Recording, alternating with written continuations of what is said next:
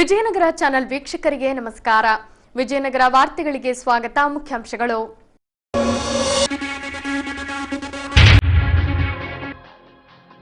ಶ್ರೀ ವೇಣುಗೋಪಾಲ ಸ್ವಾಮಿ ನನ್ನ ರಾಜಕೀಯ ಭವಿಷ್ಯ ನಿರ್ಧರಿಸಲಿ.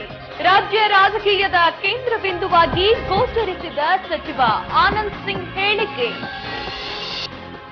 ರಾಜ್ಯ ಸರ್ಕಾರದಿಂದ ಅಸಂಘಟಿತ ಕಾರ್ಮಿಕರಿಗೆ ಆಹಾರದ ಕಿಟ್, ಮಡಿವಾಳ ಸಮಾಜದವರಿಗೆ ಸಂದಾಯವಾದ ಆಹಾರದ ಕಿಟ್ಗಳು. 100 ಅಡಿ ಧ್ವಜಸ್ತಂಭದ ಪ್ರತಿಷ್ಠಾಪನೆ ಆಗಸ್ಟ್ 15ರಂದು ಅನಾವರಣ. ಜೋಳದ ರಾಶಿ ಗುಡ್ಡದಲ್ಲಿ ರಾರಾಜಿಸಲಿದೆ ರಾಷ್ಟ್ರಧ್ವಜ. ಶ್ರದ್ಧಾ ಭಕ್ತಿ ಸಂಭ್ರಮದಿಂದ ಜರುಗಿದ ಪ್ರತಿಷ್ಠಾಪನಾ ಕಾರ್ಯಕ್ರಮ. ಶ್ರೀ ವೇಣುಗೋಪಾಲ ಸ್ವಾಮಿ ದೇವಸ್ಥಾನದಲ್ಲಿ ಧಾರ್ಮಿಕ ಕಾರ್ಯಕ್ರಮ. ಆನಂದ್ ಸಿಂಗ್ ಸೇರಿದಂತೆ ಎಸ್ವಿಕೆ ಕುಟುಂಬಸ್ಥರು ಭಾಗಿ. ಎಸ್ಟಿಪಿ ಯೋಜನೆಯಲ್ಲಿ ಗಾಂಧಿ ಕಾಲೋನಿಯಲ್ಲಿ ನಡೆಯುತ್ತಿದೆ ಸಿಮೆಂಟ್ ರಸ್ತೆ ಕಾಮಗಾರಿ. ಇದೀಗ ವಾರ್ತೆಗಳ ವಿವರ. 21 ವರ್ಷಗಳ ಹಿಂದೆ ನನ್ನ ಸಾರ್ವಜನಿಕ ಭವಿಷ್ಯ ಆರಂಭವಾಗಿದ್ದು ಅದು ನಮ್ಮ ಕುಟುಂಬದ ಕುಲದೇವರಾದ ಶ್ರೀ ವೇಣುಗೋಪಾಲ ಸ್ವಾಮಿ ದೇವಸ್ಥಾನದಿಂದಲೇ. ಸದ್ಯ ರಾಜ್ಯ ರಾಜಕಾರಣದಲ್ಲಿ ಎದ್ದಿರುವ ಬಿರುಗಾಳಿ ಮಧ್ಯೆ ಇದೇ ಶ್ರೀ ವೇಣುಗೋಪಾಲ ಸ್ವಾಮಿ ದೇವಸ್ಥಾನದಲ್ಲಿ ನಾವಿಂದು ಹೊಸ ಆಯಾಮವನ್ನು ಆರಂಭಿಸಲಿದ್ದೇವೆ. ಆ ಶ್ರೀ ವೇಣುಗೋಪಾಲ ಸ್ವಾಮಿಯೇ ಹೊಸ ಆಯಾಮವನ್ನ ಆರಂಭಿಸಲು ಅಥವಾ ನನ್ನ ರಾಜಕೀಯ ಜೀವನವನ್ನೇ ಮುಗಿಸಲಿ, ದೇವರು ಯಾವುದೇ ಹಾದಿಯನ್ನು ತೋರಿದರೂ ಸಮಾನವಾಗಿಯೇ ಸ್ವೀಕರಿಸುವೆ ಎಂದು ರಾಜ್ಯ ಪ್ರವಾಸೋದ್ಯಮ ಸಚಿವ ಆನಂದ್ ಸಿಂಗ್ ರವರು ಹೇಳಿದರು. ಇದೀಗ ಬೊಮ್ಮಾಯಿ ಸಚಿವ ಸಂಪುಟದಲ್ಲಿ ಪ್ರವಾಸೋದ್ಯಮ ಸಚಿವರಾಗಿರುವ ಆನಂದ್ ಸಿಂಗ್ ಅಸಮಾಧಾನಗೊಂಡಿದ್ದಾರೆ. ಈ ಹಿನ್ನೆಲೆಯಲ್ಲಿ ತಮಗೆ ನೀಡಿರುವ ಖಾತೆಯನ್ನು ಬದಲಾಯಿಸುವಂತೆ ಮನವಿ ಮಾಡಿದ್ದರು. ಕಳೆದ ರಾತ್ರಿ ಕೆಲ ಮಹತ್ವದ ಬದಲಾವಣೆಗಳ ಹಿನ್ನೆಲೆಯಲ್ಲಿ ಅಸಮಾಧಾನ ಸ್ಫೋಟಗೊಂಡಿದೆ ಎನ್ನಲಾಗಿದ್ದು, ಈ ಎಲ್ಲ ಊಹಾಪೋಹಗಳಿಗೆ ತೆರೆ ಎಳೆಯಲು ಮಾಧ್ಯಮಗಳಿಗೆ ಮಾಹಿತಿ ನೀಡಿದ ಅವರು ತಮ್ಮ ರಾಜಕೀಯ ಭವಿಷ್ಯ ಹಿನ್ನೆಲೆ ಹಾಗೂ ಸರ್ಕಾರ ಸೇರಿದಂತೆ ಪಕ್ಷವನ್ನು ಮುಜುಗರಕ್ಕೆ ತರಲು ಸಿದ್ಧನಿಲ್ಲ ಎನ್ನುತ್ತಲೇ ತಮ್ಮ ನಿಲುವು ಸ್ಪಷ್ಟವಾಗಿದೆ. ಆದರೆ ಸರ್ಕಾರದ ಹಿರಿಯರ ಸೂಚನೆಯಂತೆ ಮಾಧ್ಯಮಗಳ ಮುಂದೆ ಯಾವುದನ್ನೂ ಬಹಿರಂಗಪಡಿಸಲಿಲ್ಲ. ಮುಖ್ಯಮಂತ್ರಿ ಸೇರಿದಂತೆ ಹಿರಿಯ ನಾಯಕರನ್ನು ಭೇಟಿಯಾಗಿ ಮುಂದಿನ ನಿರ್ಧಾರ ಕೈಗೊಳ್ಳುವುದಾಗಿ ತಮ್ಮ ಅಸಮಾಧಾನ ಹಾಗೂ ರಾಜಕೀಯ ಜೀವನದ ನಿರ್ಧಾರವನ್ನು ಸೂಚ್ಯವಾಗಿ ತಿಳಿಸಿದರು. ಇವತ್ತು ನಮ್ಮ ರಾಜ್ಯದಲ್ಲಿ ಎಷ್ಟು ರಾಜಕಾರಣಿಗಳು ಇದ್ದಾರೆ, ಎಲ್ಲರೂ ಒಳ್ಳೆಯವರು ಎಲ್ಲರೂ ಕೆಟ್ಟವರು ಅಂತ ನಾನು ಹೇಳಲ್ಲ. ಆ ಯಾವ ಗುಂಪಲ್ಲಿ ನಾನು ಸೇರ್ತೀನೋ ಅದು ಜನರು ಹೇಳಬೇಕು ವಿನಃ ನಾನು ನನ್ನ ಸ್ವಂತಕ್ಕೆ ನನ್ನನ್ನು ನಾನೇ ಸರ್ಟಿಫಿಕೇಟ್ ಕೊಟ್ಕೊಳ್ಳೋಕೆ ಆಗಲ್ಲ. ಅದು ಜನ ಕೊಡಬೇಕಾಗುತ್ತೆ. ಅದರ ಜೊತೆಗೆ ಇವತ್ತು ನನಗೆ ಏನು ರಕ್ಷಣೆ ಸಿಗಬಹುದು, ಆ ರಕ್ಷಣೆ ಸಿಗುತ್ತೆ ಅಂಥೇಳಿ ಆ ಒಂದು ಆಶೆ ಆಕಾಂಕ್ಷೆಗಳನ್ನು ಕಳ್ಕೊಂಡಿದ್ದೀನಿ ನಾನು. ಆದರೆ ವಿಶ್ವಾಸ ಕಳ್ಕೊಂಡಿಲ್ಲ. ನಾನು ಯಾರ್ಯಾರಲ್ಲಿ ಏನೇನು ಮನವಿ ಮಾಡ್ಕೋಬೇಕು ಪ್ರತಿಯೊಂದು ಮನವಿ ಮಾಡ್ಕೊಂಡಿದ್ದೀನಿ, ಬಹಿರಂಗವಾಗಿ ಅಲ್ಲ. 4 ಗೋಡೆ ಮಧ್ಯೆ ನನ್ನ ಭಾವನೆಗಳು ಹೇಳ್ಕೊಂಡಿದ್ದೀನಿ, ನನ್ನ ಕಷ್ಟಗಳು ಹೇಳ್ಕೊಂಡಿದ್ದೀನಿ, ನನ್ನ ಕ್ಷೇತ್ರದ ಭವಿಷ್ಯದ ಬಗ್ಗೆ ಹೇಳ್ಕೊಂಡಿದ್ದೀನಿ. ಎಲ್ಲವೂ ಅನೇಕ ವಿಚಾರಗಳು 4 ಗೋಡೆ ಮಧ್ಯೆ ಹೇಳ್ಕೊಂಡಿದ್ದೀನಿ. ಯಾವುದೇ ಪಕ್ಷದ ನಾಯಕರಿಗಾಗಿರಲಿ, ಪಕ್ಷಕ್ಕಾಗಿರಲಿ, ಮುಜುಗರದ ಕೆಲಸ ಆಗಿರಲಿ, ಮುಜುಗರದ ಹೇಳಿಕೆ ನಾನು ಯಾವತ್ತೂ ಕೊಟ್ಟಿಲ್ಲ, ಕೊಡೋದೂ ಇಲ್ಲ. ಆದರೆ ಇವತ್ತು ನನ್ನ ಒಂದು ಆತ್ಮವಿಶ್ವಾಸ ಏನಿದೆ, 9ನೇ ತಾರೀಕಿಂದ ಶ್ರಾವಣ ಸೋಮವಾರದ ಮೊದಲನೇ ಸೋಮವಾರದಿಂದ ನಾವು ಏನು ಈ ಪೂಜೆ ಕಾರ್ಯಕ್ರಮವನ್ನು ಹಮ್ಮಿಕೊಂಡಿದ್ದೀವೋ ಆ 3 ದಿವಸ ನನಗೆ ಆ ಗೋಪಾಲಕೃಷ್ಣ ನನಗೆ ಆತ್ಮವಿಶ್ವಾಸ ತುಂಬಿಕೊಳ್ತಾ ಬಂದಿದ್ದಾನೆ. ಒಳ್ಳೆತನ ಮಾಡೋದಕ್ಕೆ, ಒಳ್ಳೆ ವಿಚಾರಕ್ಕೆ ಯಾವುದೇ ಹೆಜ್ಜೆ ಹಿಂದೆ ಇಡಬೇಡ. ಅದಕ್ಕೆ ನೀನು ಬಲಿಯಾದ್ರೇನೂ ಪರವಾಗಿಲ್ಲ, ಆದರೆ ನಮ್ಮ ನ್ಯಾಯ ಸಿದ್ಧಾಂತ ಧರ್ಮಕ್ಕಾಗಿ ನೀನು ಮುಂದೆ ಹೊರಿ ಅಂಥೇಳಿ ಎಲ್ಲೋ ಆತ್ಮವಿಶ್ವಾಸ ತುಂಬಿದ್ದಾನೆ ಅಂಥೇಳಿ ನಾನು ಅಂದ್ಕೊಳ್ತಾ ಇದ್ದೀನಿ. ಜೊತೆಗೆ ಬಹಳಷ್ಟು ತಾವು ನಿರೀಕ್ಷೆ ಮಾಡ್ತಾ ಇರೋದು ಇವತ್ತು ರಾಜಕೀಯ ಮುಂದಿನ ಬೆಳವಣಿಗೆ ಏನು ಅಂಥೇಳಿ. ಆದರೆ ಮಾಧ್ಯಮದ ಮಿತ್ರರಲ್ಲಿ ನಾನು ಮನವಿ ಮಾಡ್ಕೊಂಡಿದ್ದೀನಿ, ಖಂಡಿತವಾಗಲೂ ತಾವು ಏನು ನಿರೀಕ್ಷೆ ಮಾಡಿದಿರಿ ಆ ನಿರೀಕ್ಷೆ ಪ್ರಕಾರ ನಾನು ಯಾವುದೇ ಪ್ರತಿಕ್ರಿಯೆ ಕೊಡಲ್ಲ ಅಂತ ಹೇಳಿ ನಾನು ಅಸಮಾಧಾನ ಆಗಿದೆ ಅಂದ್ರೆ ನಾನು ಮರೆ ಹಿಂದೆ ಹೇಳಂತ ವ್ಯಕ್ತಿ ಅಲ್ಲ. ಎಲ್ಲೋ ಹೋಗಿ ಬ್ಲಾಕ್ ಮೇಲ್ ಮಾಡುವಂತ ತಂತ್ರ ನಾನು ಮಾಡಲ್ಲ. ನಾನು ನೇರವಾಗಿ ಕೇಳ್ತೀನಿ, ಹೇಳೋರು ನೇರವಾಗಿ ಹೇಳಿದ್ರೂ ಅರ್ಥ ಮಾಡ್ಕೊಳ್ಳುವಂತ ವ್ಯಕ್ತಿ ನಾನು. ಅಕಸ್ಮಾತ್ ನಂದು ತಪ್ಪಿದ್ರೆ ನಾನು ತಿದ್ದುಪಡಿ ಮಾಡಿಕೊಳ್ಳುವಂತ ವ್ಯಕ್ತಿ ನಾನು ಎಲ್ಲೋ ಹಿಂದೆಯಿಂದ ಹೋಗಿ ಪಕ್ಷಕ್ಕೆ ಮುಜುಗರ ಆಗೋದು, ರಾಜ್ಯದ ನಮ್ಮ ನಾಯಕರಿಗೆ ಮುಜುಗರ ಆಗುವಂತ ರೀತಿ ನಾನು ಯಾವತ್ತೂ ನಡೆದಿಲ್ಲ. ನಡೆದುಕೊಂಡಿದ್ರೆ ಯಾರಿಗಾದ್ರೂ ನೋವಾಗಿದ್ರೆ ನಾನು ಕ್ಷಮೆಯನ್ನ ಯಾಚಿಸ್ತೇನೆ. ನಾನು ಶಿಸ್ತಿನ ಸಿಪಾಯಿ ಅಂತೇಳಿ ನಾನು ಹೇಳ್ಕೊಳ್ಳೋದು ಅವಶ್ಯಕತೆ ಇಲ್ಲ. ನನ್ನ ಕ್ಷೇತ್ರದ ಜನರಿಗೆ ಗೊತ್ತಿದೆ ನಾನು ಎಷ್ಟು ಶಿಸ್ತನ್ನು ನಾನು ಕಾಪಾಡ್ಕೊಳ್ತಾ ಬಂದಿದ್ದೀನಿ ಇಲ್ಲಿವರೆಗೆ. ಆದ್ರೂ ನನ್ನ ಪಕ್ಷಕ್ಕೆ ಗೌರವ ಕೊಡುವಂಥದ್ದು ನನ್ನ ಧರ್ಮ, ನನ್ನ ಕರ್ತವ್ಯ. ನನ್ನ ಕಾರ್ಯಕರ್ತರನ್ನ ರಕ್ಷಣೆ ಮಾಡೋದು ನನ್ನ ಧರ್ಮ. ಆದರೆ ವಿಧಿಯ ಆಟ ಅಂತ ಹೇಳ್ತೀವಿ ನಾವು. ತಮಗೆ ಗೊತ್ತಾಯ್ತೋ ಇಲ್ಲೋ, ನನ್ನ ರಾಜಕೀಯದ ಜೀವನ ಬಹಳ ದೊಡ್ಡ ಪ್ರಯಾಣ ಅಲ್ಲ, ಒಂದು ಸಣ್ಣ ಪ್ರಯಾಣ ನಂದು. ಇವ್ರು ಹೇಳ್ತಾರೆ 30 ವರ್ಷ, 40 ವರ್ಷ, 50 ವರ್ಷ. ನನ್ನ ಪ್ರಯಾಣ ಬಂದು ಬಹಳ ಸಣ್ಣದು. ರಾಜಕೀಯ ಜೀವನ ಬಂದು 15 ವರ್ಷದ್ದು, ಸಮಾಜ ಸೇವೆ ಬಂದು 5 ವರ್ಷದ್ದು. ನನ್ನ ಜೀವನದ ಪ್ರಯಾಣ 2000ರಲ್ಲಿ ನಾನು ಇದೇ ದೇವಸ್ಥಾನದಿಂದ ಪ್ರಾರಂಭ ಮಾಡಿರ್ತಕ್ಕಂಥ ವ್ಯಕ್ತಿ. ರಾಜ್ಯ ಸರ್ಕಾರ ಅಸಂಘಟಿತ ಕಾರ್ಮಿಕರು ಸೇರಿದಂತೆ ಬಿಪಿಎಲ್ ಕುಟುಂಬಗಳಿಗೆ ಅನುಕೂಲವಾಗಲಿ ಎಂದು ಲಾಕ್ಡೌನ್ ಸಮಯದಲ್ಲಿ ಹೇಳಿದಂತೆ ಆಹಾರ ಧಾನ್ಯಗಳ ಕಿಟ್ ವಿತರಿಸಿದೆ. ಕಾರ್ಮಿಕ ಸಂಘಟನೆಗಳು ಸೇರಿದಂತೆ ಅನೇಕರ ಬೇಡಿಕೆಯ ಪರಿಣಾಮ ಹಂತ ಹಂತವಾಗಿ ವಿತರಿಸುತ್ತಾ ಬಂದಿದ್ದು ಹೊಸಪೇಟೆಯಲ್ಲಿನ ಮಡಿವಾಳ ಸಮಾಜದವರಿಗೆ ಅನುಕೂಲವಾಗಿದೆ. ಹೊಸಪೇಟೆಯ ಮಡಿವಾಳ ಸಮಾಜದವರಿಗೆ ಕರ್ನಾಟಕ ರಾಜ್ಯ ಅಸಂಘಟಿತ ಕಟ್ಟಡ ಕಾರ್ಮಿಕ ಯೋಜನೆಯಲ್ಲಿ ರಾಣಿಪೇಟೆ ಹಾಗೂ ಅಗಸರಪೇಟೆಯಲ್ಲಿರುವ ನೂರಾರು ಬಡತನ ರೇಖೆಗಿಂತ ಕೆಳಗಿರುವ ಕುಟುಂಬಗಳಿಗೆ ಕಳೆದ ಲಾಕ್ಡೌನ್ ಸಮಯದಲ್ಲಿ ಅನುಭವಿಸಿದ ಯಾತನೆಯನ್ನು ತಪ್ಪಿಸಲು ಬಿಎಸ್ ಯಡಿಯೂರಪ್ಪ ಸರ್ಕಾರ ಘೋಷಣೆ ಮಾಡಿದಂತೆ ಆಹಾರದ ಕಿಟ್ಗಳನ್ನು ನೀಡಲಾಯಿತು. ರಾಣಿಪೇಟೆಯ 35 ಕುಟುಂಬಗಳು ಹಾಗೂ ಅಗಸರಪೇಟೆಯ ಕೆಲ ಕುಟುಂಬಗಳಿಗೆ ಮಡಿವಾಳ ಸಮಾಜದ ಮುಖಂಡರು ಹಾಗೂ ಅಧ್ಯಕ್ಷರೂ ಆದ ಮರಿಯಪ್ಪ ಸರ್ಕಾರದ ಈ ಕಿಟ್ಗಳನ್ನು ವಿತರಿಸಿ ಬಡವರ ಈ ನೆರವಿಗೆ ಸರ್ಕಾರವನ್ನು ಮುಕ್ತ ಕಂಠದಿಂದ ಶ್ಲಾಘಿಸಿದರು. ಈ ಕರ್ನಾಟಕ ಅಸಂಘಟಿತ ಕಾರ್ಮಿಕರ ವಲಯದ ವತಿಯಿಂದ ಕಡುಬಡವರಿಗೆ, ಅತ್ಯಂತ ಕಡುಬಡವರಿಗೆ ಈ ಸರ್ಕಾರ ಒಂದು ಕಿಟ್ಟನ್ನು ಘೋಷಣೆ ಮಾಡಿದೆ. ಅದೇ ಪ್ರಕಾರವಾಗಿ ನಮ್ಮ ಸಮಾಜದ ವತಿಯಿಂದ ರಾಣಿಪೇಟೆಯಲ್ಲಿ ಒಂದು 35 ಕಿಟ್ಟು, ಆಮೇಲೆ ಇಲ್ಲಿ ಅಗಸರಪೇಟೆಯಲ್ಲಿ ಇರ್ತಕ್ಕಂಥ ಮ್ಯಾಗಳಗೇರಿ ಅಲ್ಲಿ 40 ಕಿಟ್ಟನ್ನು ಕಡುಬಡವರಿಗೆ, ಅತ್ಯಂತ ಕಡುಬಡವರಿಗೆ ವಿತರಣೆ ಮಾಡಿದ್ವಿ. ಇವತ್ತು ಈ ದಿನ ಸರ್ಕಾರಕ್ಕೆ ನಮ್ಮ ಒಂದು ಸಮಾಜದ ವತಿಯಿಂದ ಧನ್ಯವಾದಗಳು ತಿಳಿಸ್ತೀವಿ. ಈ ಒಂದು ಕೊಟ್ಟಿರ್ತಕ್ಕಂಥ ಸರ್ಕಾರಕ್ಕೆ ಇನ್ನೊಮ್ಮೆ ಈ ಕಡುಬಡವರನ್ನ ಗುರುತಿಸಿ ಮತ್ತೊಮ್ಮೆ ಯಾವುದೇ ಒಂದು ಸಮಸ್ಯೆ ಇಲ್ಲದೇ ಹಸಿವಿನಿಂದ ನೀಗಿಸೋಸ್ಕರ ಬಡವರಿಗೆ ಇಂಥ ಒಂದು ಕಿಟ್ಟನ್ನು ಕೊಡುವಂಥ ಕಾರ್ಯಕ್ರಮ ಇನ್ನೂ ಹೆಚ್ಚಿನ ಸರ್ಕಾರ ಮಾಡಲಿ, ಅನುದಾನ ಕೊಡಲಿ ಅಂತ ಹೇಳ್ತಾ ಈ ನನ್ನ ಮಾತನ್ನು ಮುಗಿಸ್ತಾ ಇದ್ದೀನಿ. ಅದೇ ರೀತಿಯಾಗಿ CAT ಅವ್ರಿಗೂ ಸಹ ಧನ್ಯವಾದಗಳು ನಮ್ಮ ಸಮಾಜ ವತಿಯಿಂದ ತಿಳಿಸ್ತಾ ಇದ್ದೇವೆ. ಇದೊಂದು ಅವಿಸ್ಮರಣೀಯ ಕ್ಷಣ. ಕಳೆದ ಅನೇಕ ವರ್ಷಗಳಿಂದ ಹೊಸಪೇಟೆಯ ಕಳಶಪ್ರಾಯವಾದ ಸ್ಥಳ ಜೋಳದ ರಾಶಿ ಗುಡ್ಡ. ಈ ಸ್ಥಳದಲ್ಲಿ ಮುಂದಿನ ದಿನಗಳಲ್ಲಿ ಭವ್ಯ ಶ್ರೀ ಕೃಷ್ಣದೇವರಾಯರ ಕಂಚಿನ ಪ್ರತಿಮೆ ನಿರ್ಮಾಣವಾಗಲಿದ್ದು, ಅದಕ್ಕೂ ಪೂರ್ವದಲ್ಲಿ ಇದೇ ಸ್ಥಳದಲ್ಲಿ 100 ಅಡಿ ಎತ್ತರದ ಧ್ವಜಸ್ತಂಭವೊಂದು ನಿರ್ಮಾಣವಾಗಬೇಕು. ಅಲ್ಲಿ ಇದೇ ಆಗಸ್ಟ್ 15ರಂದು ಧ್ವಜಾರೋಹಣವಾಗಬೇಕು ಎಂದು ನಿರ್ಧರಿಸಿದಂತೆ ಸ್ತಂಭ ನಿರ್ಮಾಣ ಮಾಡಲಾಗಿದೆ. ಇನ್ನೇನು ಮುಂದಿನ ಕೆಲ ದಿನಗಳಲ್ಲಿ ಜೋಳದ ರಾಶಿ ಗುಡ್ಡದ ಮೇಲೆ ನಿರ್ಮಾಣವಾಗಲಿರುವ ಶ್ರೀಕೃಷ್ಣದೇವರಾಯರ ಕಂಚಿನ ಪ್ರತಿಮೆಯ ಪೂರ್ವದಲ್ಲಿ ಸಚಿವ ಆನಂದ್ ಸಿಂಗ್ ರವರು 100 ಅಡಿ ಧ್ವಜಸ್ತಂಭವನ್ನು ನಿರ್ಮಾಣ ಮಾಡಲು ಯೋಚಿಸಿದಂತೆ ಲೋಕೋಪಯೋಗಿ ಇಲಾಖೆ 100 ಅಡಿ ಧ್ವಜಸ್ತಂಭವನ್ನು ನಿರ್ಮಾಣ ಮಾಡಿದೆ. ಸಚಿವರ ಸಂಬಂಧಿ ಧರ್ಮೇಂದ್ರ ಸಿಂಗ್ ರವರು ಧ್ವಜಸ್ತಂಭಕ್ಕೆ ಹಾಗೂ ಪೀಠಕ್ಕೆ ಪೂಜೆ ಸಲ್ಲಿಸುವ ಮೂಲಕ ಚಾಲನೆ ನೀಡಿದರು.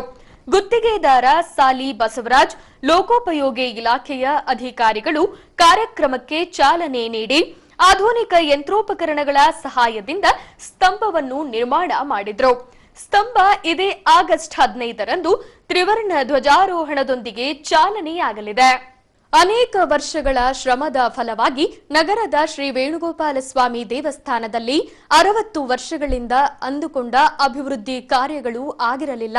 ನಮ್ಮ ತಂದೆಯವರು ಹಾಗೂ ನಮ್ಮ ಕುಟುಂಬದ ಆಸೆಯಂತೆ ಕೈಗೊಂಡ ಅಭಿವೃದ್ಧಿ ಹಾಗೂ ನವಗ್ರಹ ಸೇರಿದಂತೆ ವಿವಿಧ ದೇವರುಗಳ ಮೂರ್ತಿ ಪ್ರತಿಷ್ಠಾಪನೆಯೊಂದಿಗೆ ಹೋಮ ಹವನಾದಿಗಳನ್ನು ಮಾಡುವ ಮೂಲಕ ಅಭಿವೃದ್ಧಿ ಕಾರ್ಯಗಳನ್ನು ವಿದ್ಯುಕ್ತವಾಗಿ ಉದ್ಘಾಟಿಸಲಾಯಿತು. ಕಳೆದ 3 ದಿನಗಳಿಂದ ನಡೆಯುತ್ತಿರುವ ಧಾರ್ಮಿಕ ಕಾರ್ಯಕ್ರಮಗಳು ಇಂದು ಸಂಪನ್ನವಾಗಿದ್ದು, ಸಚಿವ ಆನಂದ್ ಸಿಂಗ್ ಸೇರಿದಂತೆ ಧರ್ಮಪತ್ನಿ ಲಕ್ಷ್ಮೀ ಆನಂದ್ ಸಿಂಗ್ ರವರು ಪುತ್ರ ಸಿದ್ಧಾರ್ಥ್ ಹಾಗೂ ಕುಟುಂಬಸ್ಥರು ಶ್ರದ್ಧಾ ಭಕ್ತಿ ಸಂಭ್ರಮದಿಂದ ಧಾರ್ಮಿಕ ವಿಧಿವಿಧಾನಗಳನ್ನು ಪೂರೈಸಿದರು. ಬೆಳಗ್ಗೆಯಿಂದಲೇ ಗೋಪೂಜೆ, ಜಲ ಕ್ಷೀರಾಭಿಷೇಕಯುಕ್ತ ದೇವತಾ ಪ್ರಾಣ ಪ್ರತಿಷ್ಠಾಪನೆ ಕಾರ್ಯಕ್ರಮಗಳು ಕುಟುಂಬದ ಎಲ್ಲರೊಡಗೂಡಿ ವಿಧಿವತ್ತಾಗಿ ನೆರವೇರಿಸಲಾಯಿತು. ಸದ್ಯ ನಡೆಯುತ್ತಿರುವ ರಾಜಕೀಯದ ಗೊಂದಲಗಳ ನಡುವೆಯೂ ಯಾವುದೇ ರೀತಿಯ ವಿಚಲಿತರಾಗದೆ ದೇವತಾ ಕಾರ್ಯಕ್ರಮಗಳನ್ನು ನೆರವೇರಿಸಿದರು. ಕುಟುಂಬದ ಬಹುತೇಕರು ಪಾಲ್ಗೊಂಡು ಧಾರ್ಮಿಕ ವಿಧಿವಿಧಾನ, ಪ್ರತಿಷ್ಠಾಪನೆ, ಹೋಮ, ಪೂರ್ಣಾಹುತಿಗಳನ್ನು ಹಾಗೂ ನಂತರ ಶ್ರೀ ವೇಣುಗೋಪಾಲ ಸ್ವಾಮಿ ದೇವರ ವಿಶೇಷ ಪೂಜೆ, ಮಹಾಮಂಗಳಾರತಿಯನ್ನು ಶಾಂತಚಿತ್ತರಾಗಿ ನೆರವೇರಿಸಿದರು.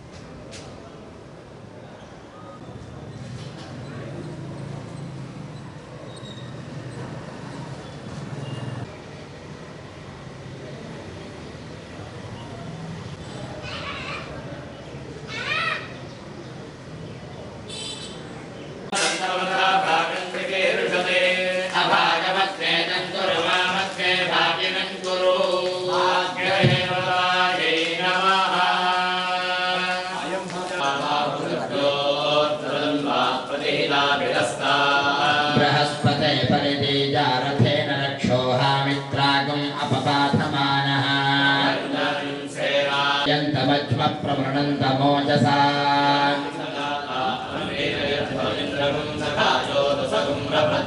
कलविज्ञायस्थविरः प्रवेरः सहस्वान् वादीसहमान उग्रः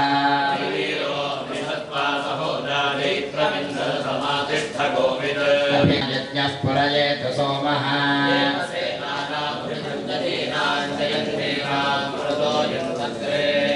इन्द्रस्य वृष्यतामेतु घोषः उपप्रेतदेतानरस्य रामः सन्तु बाहवंशिता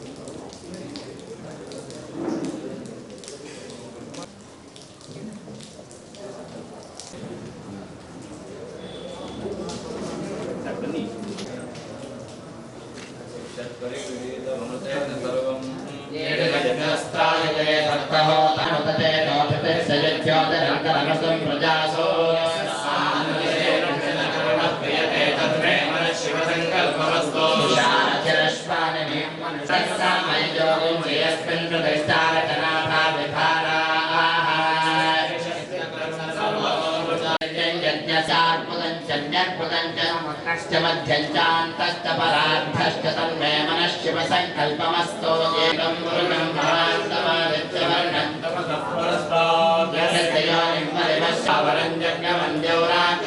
तन्मे मनः शिव संकल्पमस्तो परतरं देवपरात् परतो हरिः यत्परात् परतो धीरं तन्मे मनः शिव संकल्पमस्तो महादेवं प्रेतः प्रणमश्रुतिः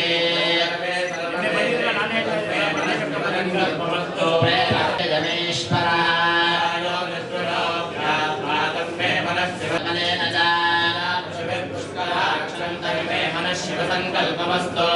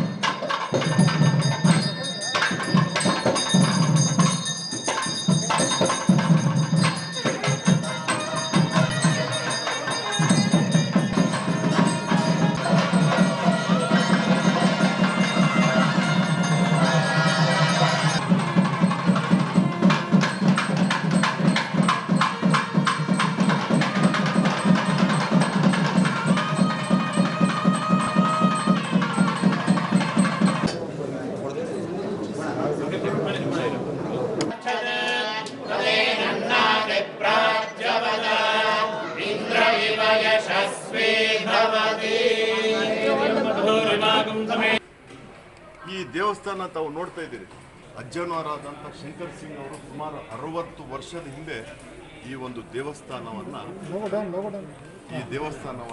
ಕಟ್ಟಿಸಿರ್ತಕ್ಕಂಥ ಒಂದು ಮಹಾನ್ ವ್ಯಕ್ತಿ. ಅವರು ಅವರ ಜೀವನದಲ್ಲಿ ಬಹಳಷ್ಟು ಕಷ್ಟಪಟ್ಟು ಮೇಲೆ ಬಂದಂಥ ವ್ಯಕ್ತಿ. ಅವರು ಅನಕ್ಷರವರು, ಅವರಿಗೆ ಬಹಳ ವಿದ್ಯೆನೂ ಇಲ್ಲ.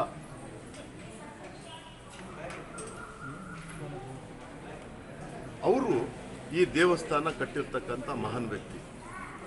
ಸುಮಾರು ಹೆಚ್ಚು ಕಡಿಮೆ 60 ವರ್ಷದ ಹಿಂದೆ ಕಟ್ಟಿರ್ತಕ್ಕಂಥ ಈ ಒಂದು ದೇವಸ್ಥಾನದಲ್ಲಿ ಮುಖ್ಯ ದೇವರು ಬಂದು ವೇಣುಗೋಪಾಲ ಕೃಷ್ಣ. ಇದು ವೇಣುಗೋಪಾಲ ಕೃಷ್ಣನ ದೇವಸ್ಥಾನ. ಈ ದೇವಸ್ಥಾನ ನಮ್ಮ ಅಜ್ಜಿಯವರ ನೆನಪಿನಲ್ಲಿ ನಮ್ಮ ಅಜ್ಜನವರು ಇದು ಕಟ್ಟಿರ್ತಕ್ಕಂಥ ದೇವಸ್ಥಾನ. ಈ ದೇವಸ್ಥಾನದಲ್ಲಿ ಬೇರೆ ಬೇರೆ ಚಿಕ್ಕ ಚಿಕ್ಕ ದೇವಸ್ಥಾನಗಳು ಸುಮಾರು 5 ದೇವಸ್ಥಾನಗಳಿದೆ. ಅದು ನವಗ್ರಹ ಆಗಿರ್ಬೋದು, ಅದಾದಮೇಲೆ ಲಕ್ಷ್ಮೀ ವೆಂಕಟರಮಣ ಆಗಿರ್ಬೋದು, ಆಂಜನೇಯ ಆಗಿರ್ಬೋದು, ಶಿವನ ಪರಿವಾರ ಆಗಿರ್ಬೋದು, ಒಂದು ರಾಮ ದರ್ಬಾರ್. ಈ ರೀತಿ 5 ದೇವಸ್ಥಾನಗಳು ಬಹಳಷ್ಟು ಶಿಥಿಲವಾಗಿದ್ದವು. ನಮ್ಮ ತಂದೆಯವರು ಜೀವಂತವಾಗಿದ್ದಾಗ ಅವರಲ್ಲಿ ಬಹಳ ಒಂದು ಆಸೆ ಇತ್ತು. ನಮ್ಮ ತಾತನವರು ಕಟ್ಟಬೇಕಾದಾಗ ಹಣದ ಕೊರತೆಯಿಂದ ಇದಕ್ಕೆ ರಾಜಗೋಪುರ ಕಟ್ಟಿರಲಿಲ್ಲ. ನನ್ನ ತಂದೆಯವರು ಇವತ್ತು ಸ್ವರ್ಗವಾಸಿಯಾಗಿದ್ದಾರೆ. ಅವರು ನಾನು ಕೂತು ಚರ್ಚೆ ಮಾಡಿದಾಗ, ನಮ್ಮ ಕುಟುಂಬದವರೆಲ್ಲ ಕೂತು ಚರ್ಚೆ ಮಾಡಿದಾಗ ಈ ದೇವಸ್ಥಾನಗಳು ಮತ್ತು ಈ ಗೋಪುರವನ್ನು ಜೀರ್ಣೋದ್ಧಾರಣ ಮಾಡೋಣ ಅಂಥೇಳಿ ನಾವು ತೀರ್ಮಾನ, ಅವರು ಜೀವಂತವಾಗಿದ್ದಾಗೆ ನಾನು ತಗೊಂಡಿರ್ತಕ್ಕಂಥ ಒಂದು ತೀರ್ಮಾನ ನಾವೆಲ್ಲರೂ. ಆದರೆ ನನಗೆ ಬಹಳಷ್ಟು ಒಂದು ವಿಶ್ವಾಸ ಇತ್ತು, ನಮ್ಮ ತಂದೆಯವರು ಈ ಒಂದು ಜೀರ್ಣ ಉದ್ಧಾರದ ಒಂದು ಪೂಜೆಯಲ್ಲಿ ಅವರು ಪಾಲ್ಗೊಳ್ತಾರೆ ಅಂತ ಹೇಳಿ.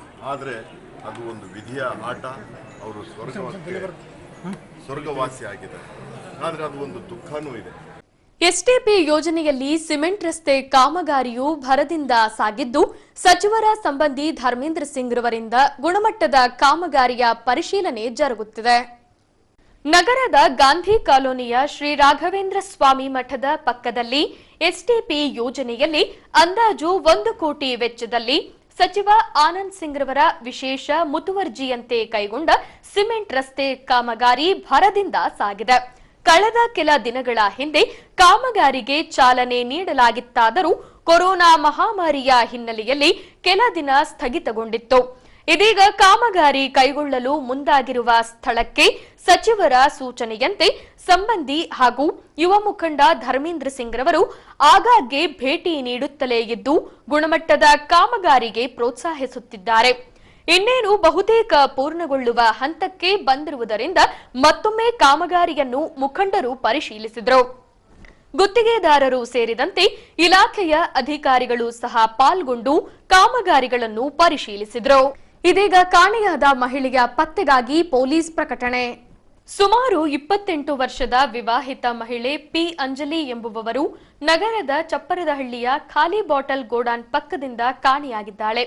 5.2 ಅಡಿ ಎತ್ತರ, ದುಂಡನೆಯ ಮುಖ, ಗೋಧಿ ಬಣ್ಣ, ಸಾಧಾರಣ ಮೈಕಟ್ಟು ಹೊಂದಿದ್ದು ಕನ್ನಡ, ತೆಲುಗು ಭಾಷೆ ಬಲ್ಲವಳಾಗಿದ್ದು ಕಳೆದ ನಿನ್ನೆಯಿಂದ ಕಾಣೆಯಾಗಿದ್ದು, ಯಾರಿಗಾದರೂ ಮಹಿಳೆಯ ಬಗ್ಗೆ ಮಾಹಿತಿ ದೊರೆತಲ್ಲಿ ಬಡಾವಣೆ ಪೊಲೀಸ್ ಠಾಣೆ ಅಥವಾ ಹತ್ತಿರದ ಪೊಲೀಸ್ ಠಾಣೆಗೆ ಮಾಹಿತಿ ನೀಡುವಂತೆ ಕೋರಲಾಗಿದೆ.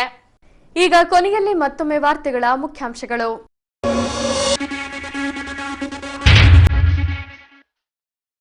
ಶ್ರೀ ವೇಣುಗೋಪಾಲ ಸ್ವಾಮಿ ನನ್ನ ರಾಜಕೀಯ ಭವಿಷ್ಯ ನಿರ್ಧರಿಸಲಿ. ರಾಜ್ಯ ರಾಜಕೀಯದ ಕೇಂದ್ರ ಬಿಂದುವಾಗಿ ಗೋಚರಿಸಿದ ಸಚಿವ ಆನಂದ್ ಸಿಂಗ್ ಹೇಳಿಕೆ. ರಾಜ್ಯ ಸರ್ಕಾರದಿಂದ ಅಸಂಘಟಿತ ಕಾರ್ಮಿಕರಿಗೆ ಆಹಾರದ ಕಿಟ್, ಮಡಿವಾಳ ಸಮಾಜದವರಿಗೆ ಸಂದಾಯವಾದ ಆಹಾರದ ಕಿಟ್ಗಳು. 100 ಅಡಿ ಧ್ವಜಸ್ತಂಭದ ಪ್ರತಿಷ್ಠಾಪನೆ ಆಗಸ್ಟ್ 15ರಂದು ಅನಾವರಣ. ಜೋಳದ ರಾಶಿ ಗುಡ್ಡದಲ್ಲಿ ರಾರಾಜಿಸಲಿದೆ ರಾಷ್ಟ್ರಧ್ವಜ. ಶ್ರದ್ಧಾ ಭಕ್ತಿ ಸಂಭ್ರಮದಿಂದ ಜರುಗಿದ ಪ್ರತಿಷ್ಠಾಪನಾ ಕಾರ್ಯಕ್ರಮ. ಶ್ರೀ ವೇಣುಗೋಪಾಲ ಸ್ವಾಮಿ ದೇವಸ್ಥಾನದಲ್ಲಿ ಧಾರ್ಮಿಕ ಕಾರ್ಯಕ್ರಮ. ಆನಂದ್ ಸಿಂಗ್ ಸೇರಿದಂತೆ ಎಸ್ವಿಕೆ ಕುಟುಂಬಸ್ಥರು ಭಾಗಿ. ಎಸ್ಟಿಪಿ ಯೋಜನೆಯಲ್ಲಿ ಗಾಂಧಿ ಕಾಲೋನಿಯಲ್ಲಿ ನಡೆಯುತ್ತಿದೆ ಸಿಮೆಂಟ್ ರಸ್ತೆ ಕಾಮಗಾರಿ. ಇಲ್ಲಿಗೆ ವಾರ್ತಾ ಪ್ರಸಾರ ಮುಕ್ತಾಯವಾಯಿತು. ದೈನಂದಿನ ಆಗುಹೋಗುಗಳ ಮಾಹಿತಿಗಾಗಿ ವೀಕ್ಷಿಸಿ ವಿಜಯನಗರ ಸುದ್ದಿವಾಹಿನಿ. ನಾನು ತೇಜಸ್ವಿನಿ ಪಿ ಪಾಟೀಲ್. ನಮಸ್ಕಾರ.